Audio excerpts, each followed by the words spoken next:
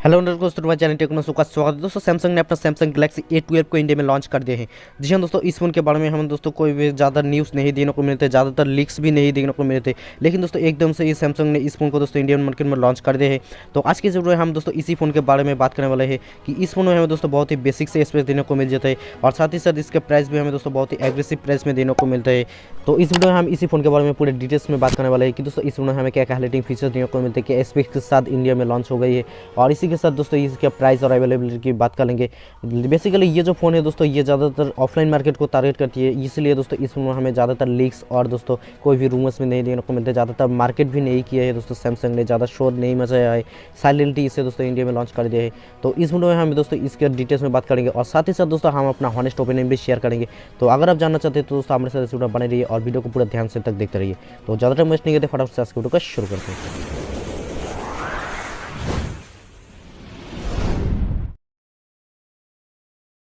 तो सबसे पहले दोस्तों हम इस फ़ोन की स्पेसिफिकेशन की बात कर लेते हैं। दोस्तों अगर हम इस फ़ोन की डिज़ाइन की बात करेंगे तो यहाँ पर हमें दोस्तों एक अच्छी खासी डिज़ाइन देने को मिल जाता है। पीछे की तरफ यहाँ पर हमें दोस्तों एक ग्रेडियंस फिनिश देने को मिलता है, सामने की तरफ बड़ा डिस्प्ले देने को मिल जाता है।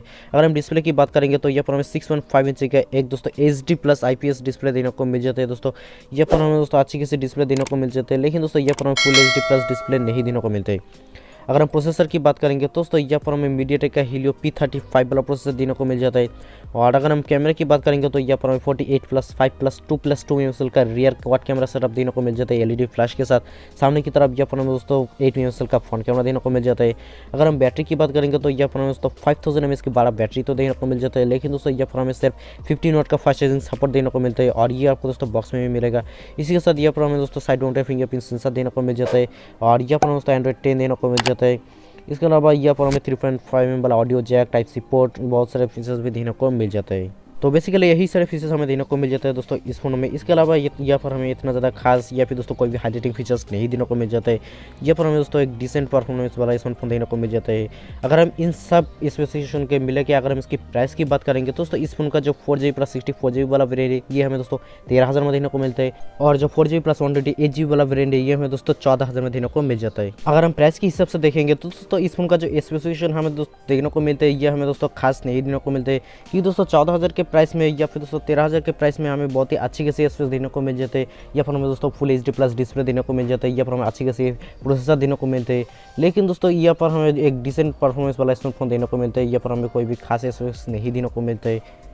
ये जो फ़ोन है दोस्तों ये बेसिकली ऑफलाइन मार्केट के लिए बनाया गया है, क्योंकि दोस्तों सैमसंग जो है ये ज़्यादातर अपने ऑडियंस को दोस्तों ऑफलाइन मार्केट को ही दोस्तों टारगेट करते हैं। यहाँ पर ऑनलाइन मार्केट और ऑफलाइन मार्केट में दोस्तों हमें बहुत ज़्यादा फ़र्क देखने को मिलते हैं, क्योंकि दोस्तों ऑफलाइन मार्केट का जो यूज़र रिक्वायरमेंट है दोस्तों ये बहुत ही अलग होता है दोस्तों हमारे ऑनलाइन मार्केट से। तो ये फ़ोन दोस्तों ऑफलाइन मार्केट के लिए ही बनाया हुआ है।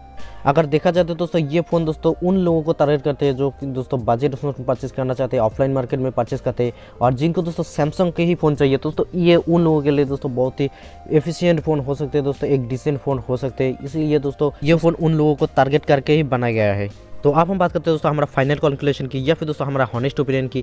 अगर मैं अपना पर्सनल ओपिनियन बताऊं तो दोस्तों मैं आपको ये फ़ोन बिल्कुल भी रिकमेंड नहीं करूंगा, कि दोस्तों ये जो फ़ोन है दोस्तों ये पर हमें इतना ज़्यादा खास नहीं देने को मिलता है और ये पर हमें दोस्तों प्राइस भी थोड़ी ज़्यादा देने को मिलता है। दोस्तों अगर आप 13000 के प्राइस में कोई स्मार्टफोन परचेस करना चाहते हैं दोस्तों, अगर आपका बजट 13000 है और आप दोस्तों एक इंडियन स्मार्टफोन परचेस करना चाहते हैं तो दोस्तों मैं यहाँ पर आपको माइक्रोमैक्स की तरफ से माइक्रोमैक्स इन नोट 1 को रेफर करूँगा, क्योंकि दोस्तों ये पर हमें अच्छे खासे स्पेस देने को मिलेंगे और ये फ़ोन भी आपको दोस्तों 13000 के प्राइस में देने को मिल जाएंगे। और इसके अलावा यहाँ पर आपको दोस्तों पोको M2 Pro देने को मिलेंगे। इसके अलावा और भी बहुत सारे फ़ोन देने को मिलेंगे। इसके अलावा Xiaomi Redmi की तरफ से भी बहुत सारे फ़ोन देने को मिल जाते हैं। दोस्तों अगर आप परचेस करना चाहते हो दोस्तों आप इनमें से कोई भी स्मार्टफोन परचेस कर सकते हैं, लेकिन ये फ़ोन एकदम ख़राब भी नहीं है दोस्तों। अगर आप सैमसंग के फ़ोन परचेस करना चाहते हैं, अगर आपका बजट 13000 है तो दोस्तों आप ये फ़ोन परचेस कर सकते हैं।